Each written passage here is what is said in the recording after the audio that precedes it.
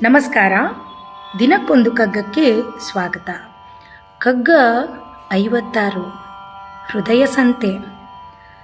ಮೇಲಿಂದ ನಕ್ಷತ್ರ ಜಯಘೋಷ ಸುತ್ತಣಿಂ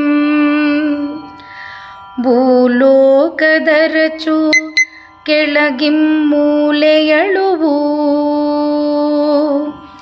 ಕೇಳಬರುತಿ ಮೂರು ಕೂಗೆನ್ನ ಹೃದಯದಲ್ಲಿ ಮೇಳೈಸುತ್ತಿದೆ ಸಂತೆ ಮಂಕುತಿಮ್ಮ.